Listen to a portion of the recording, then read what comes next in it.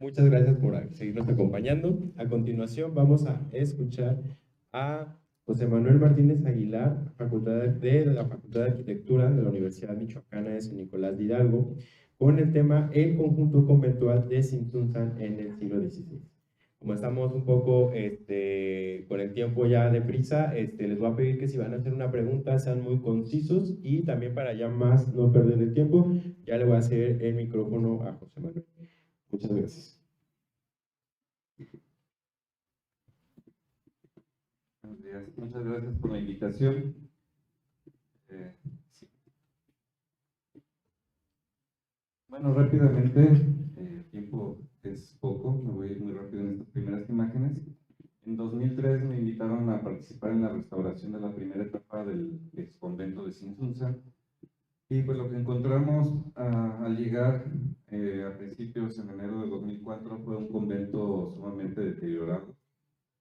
Al lado, si quieres verlas pasando rápido.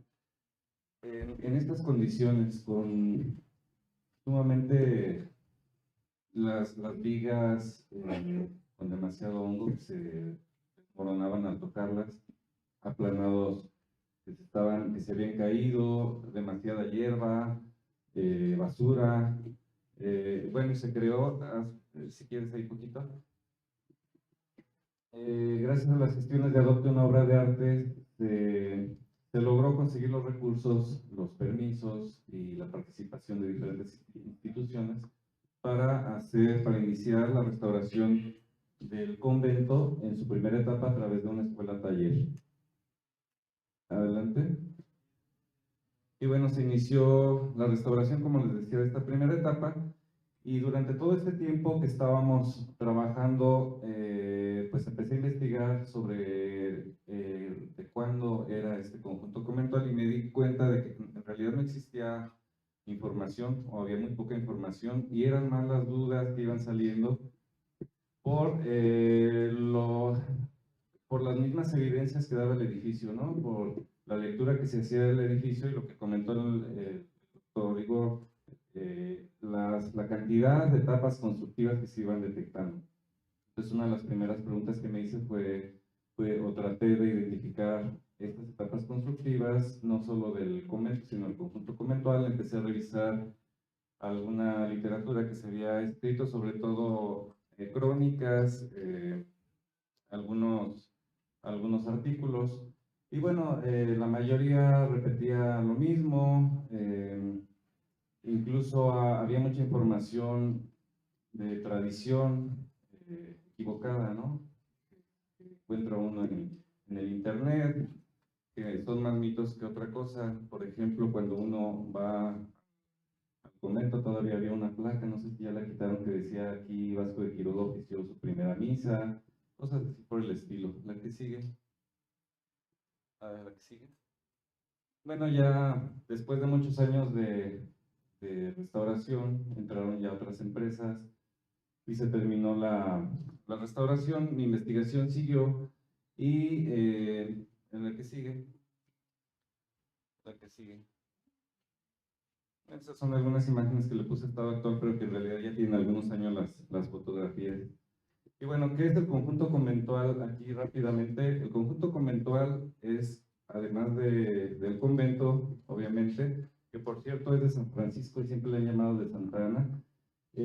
Sabemos que la primera capilla era de Santa Ana, está muy documentado, pero en todos los documentos que yo revisé siempre ha dicho San Francisco. En los documentos oficiales de los franciscanos dice el convento de San Francisco de Tzintzuntzan, y el único creo que lo señala como Santa Ana es Beaumont, pero los documentos lo señalan como San Francisco. Entonces está el convento de San Francisco. En la parte de arriba está la capilla de la Tercera Orden. Hasta abajo lo que yo creo que fue los vestigios, o lo que quedó de los vestigios del noviciado. A la derecha, en la parte superior, el Templo de la Soledad. Luego abajo la capilla del Hospital de Indios, y obviamente su cruz atrial, y lo que es lo que fue el patio, el cementerio, que le llamamos atrio, ¿no? La que sigue. Bueno, rápidamente sabemos pues que Fray Martín de Jesús llegó a Tzintzuntzan, fundó una primera ermita, como ya lo mencionó también Igor. En aquel momento fue una capilla que incluso también los documentos lo señalan así, las crónicas. Era una capilla muy provisional, de madera o de adobe con techos de paja, y que pues todavía podemos ver ahí los vestigios, ¿no?, de un montículo, como ya lo presentó también José Luis Punzo, la que sigue. Ahí están unos vestigios de una plataforma artificial, que ya ellos nos dirán si es prehispánica o colonial, pero es muy evidente que hay una plataforma, la que sigue.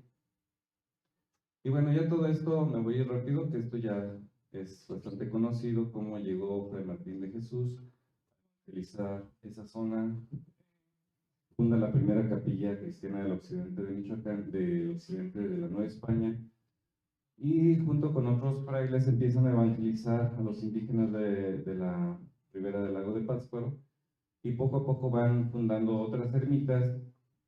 Posiblemente van mejorando lo que es la ermita de Tzintzuntzan, hacen un convento, una casa, como algunos le llamaban, una choza, hay varias formas de nombrarlo, pero se refieren a un pequeño convento con celdas para también lo señalan algunas crónicas, ¿no? La que sigue. Y bueno, una vez que se empieza a fortalecer toda la región en cuanto a la fundación de pequeños conventos de visita, que dependían todos de Tzintzuntzan, se forma en 1536 la custodia de San Pedro y San Pablo de Michoacán, al mismo tiempo que se funda o se constituye la provincia del Santo Evangelio de México. Y entonces podemos ver cómo de la línea roja hacia la izquierda era un territorio sumamente amplio, donde empiezan a fundar conventos y capillas los franciscanos. Adelante.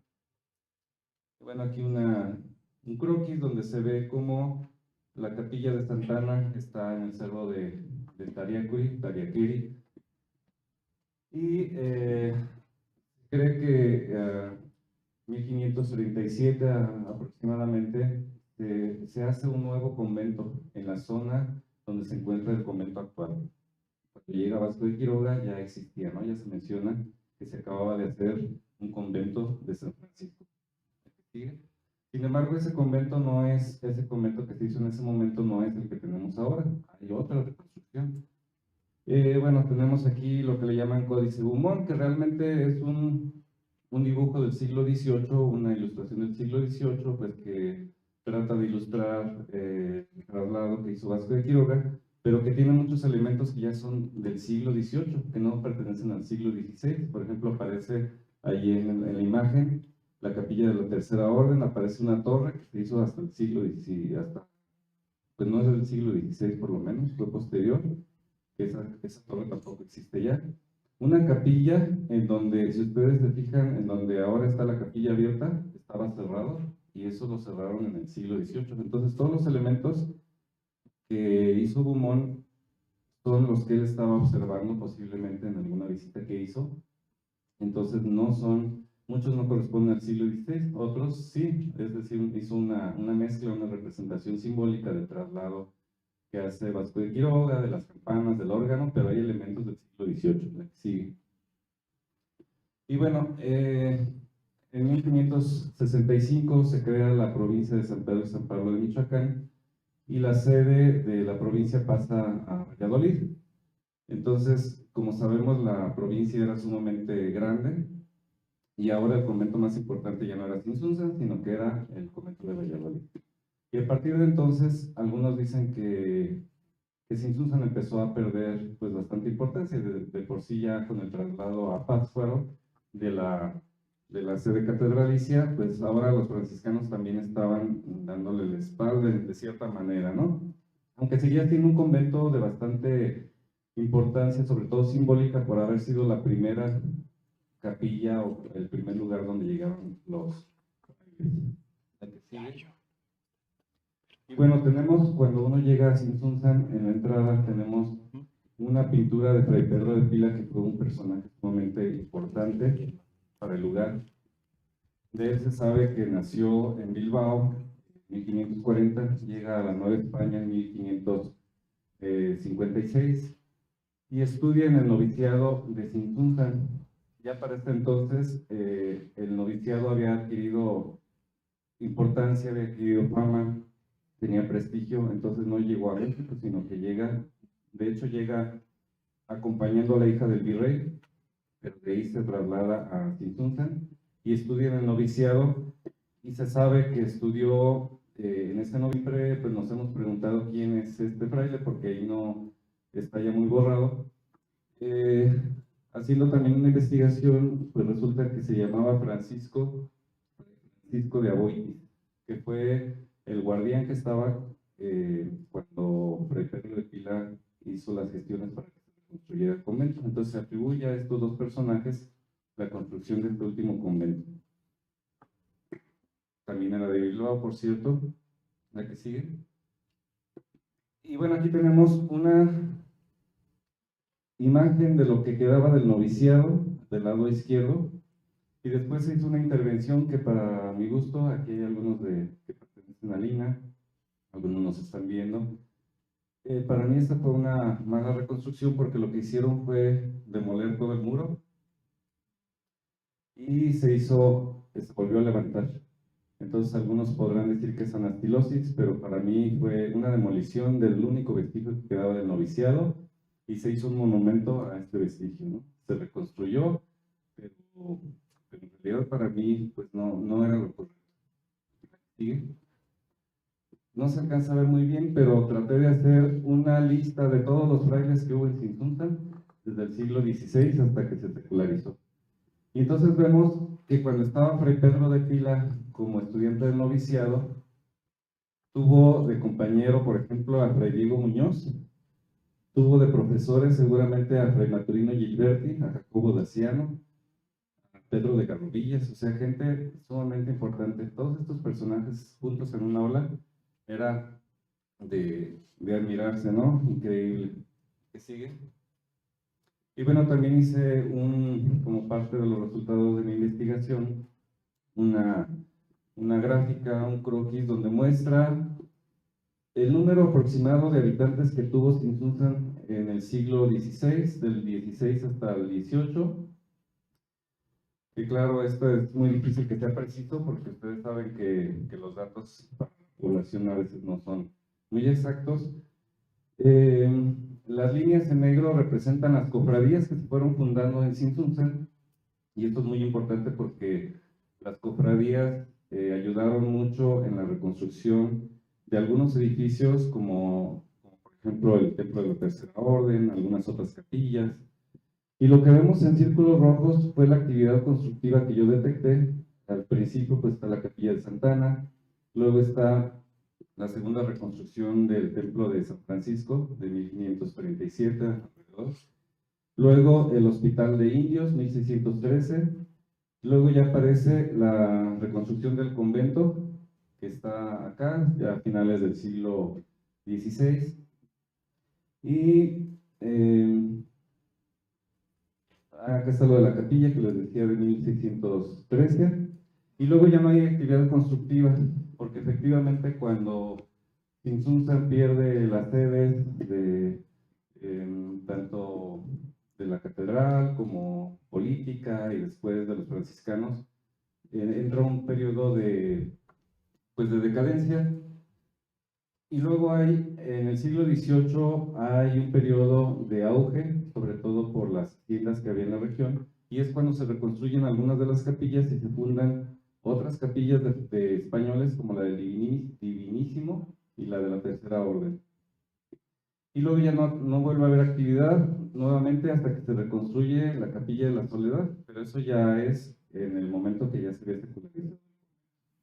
La que sigue.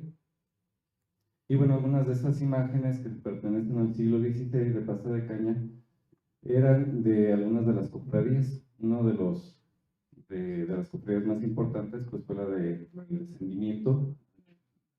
Y aquí tenemos pues un Santo Entierro que sigue.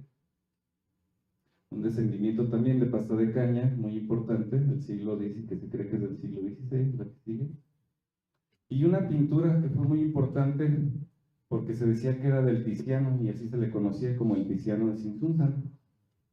En realidad no estaba firmada y nunca se supo de quién era porque llegaron muchísimos visitantes, llegaban a Pátzcuaro, extranjeros, y rentaban una canoa para que los llevaran a Sinsunza para poder fotografiar la grandísima obra del Tiziano que se encontraba en un convento olvidado de México.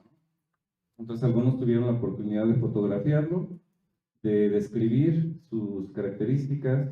Algunos decían que era del Greco, otros que era de Ibarra y otros que todos dieron su opinión. Pero al final nunca se supo de quién era. Manuel Toussaint dice que él consideraba que era de Chávez, el que sigue.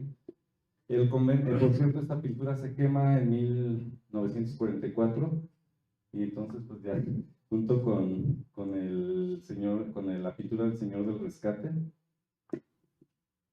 Esta imagen es bien interesante porque es un cuadro que está en la sacristía y que al parecer es del siglo XVIII, pero en realidad representa a San Francisco frente a la ciudad de Sinsunza. Entonces lo que vemos atrás es lo más cercano que tenemos a una fotografía del siglo XVIII, donde vemos cómo era el convento, estaba ahí la capilla de la Tercera Orden, incluso el templo tenía su torre todavía. La capilla de la Soledad era muy pequeña. Al parecer, creo yo que pudo haber sido la capilla del Hospital de Indios, que después se reconstruyó y ya se hizo secular. Los elementos que componen el conjunto conventual.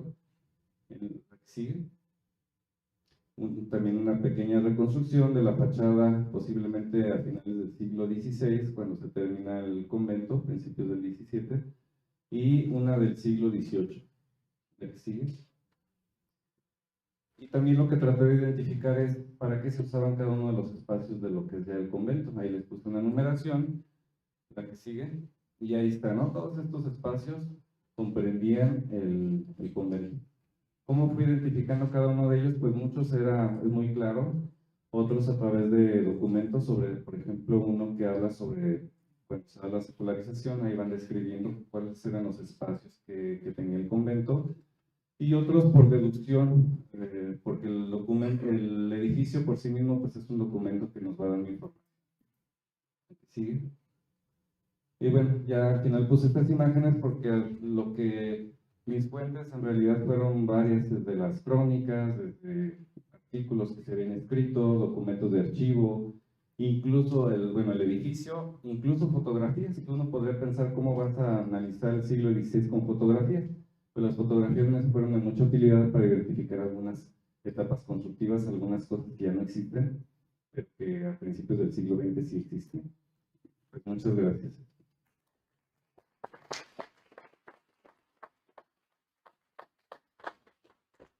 Muchas gracias a nuestro público asistente, pues a nombre de las instituciones participantes, el Instituto Nacional de Antropología e Historia y Michoacán Tarazuru, pues les entregamos sus reconocimientos a los participantes.